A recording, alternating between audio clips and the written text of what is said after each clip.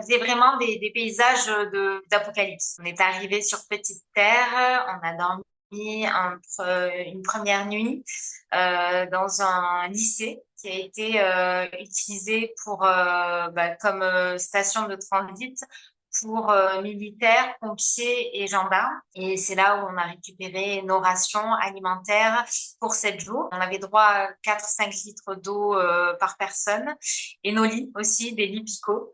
Donc c'est le grand luxe de se dire qu'on n'allait pas dormir par terre. On a été déployé pour aller vers la population. La priorité des populations, finalement, c'est de reconstruire. Et c'est aussi trouver des rations alimentaires, en fait, se nourrir.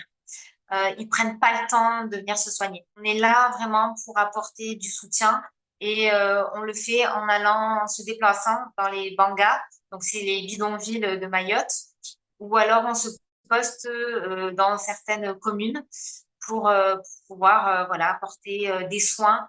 Alors c'est des soins de base, hein, des pansements pour des plaies. La basket, on va dire de Mayotte, c'est la tongue, hein. Donc c'est des gens qui sont en tongue et qui se blessent souvent au niveau du pied. Donc on essaye de faire des pansements. On a des plaies aussi qui se surinfectent. Donc on nettoie au mieux, mais avec peu de moyens finalement et très peu de suivi. C'est des populations souvent qu'on voit de façon très ponctuelle, qu'on ne revoit pas. Moi, je suis infirmière puéricultrice et un jour, un homme est venu chercher les sages-femmes parce que sa femme a couché. Et les sages-femmes nous ont dit, mais nous, on peut pas y aller, on peut pas sortir.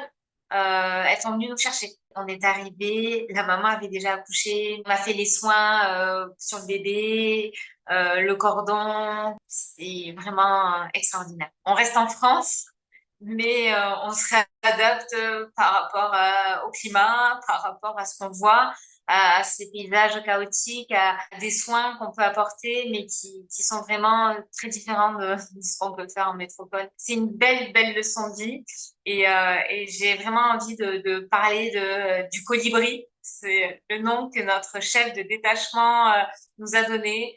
On a agi comme des colibris. On a essayé de faire notre part et on s'est retrouvé dans des conditions extrêmes avec des personnes vraiment toutes bienveillantes et motivées. Et c'est vraiment magique et intense, mais inoubliable.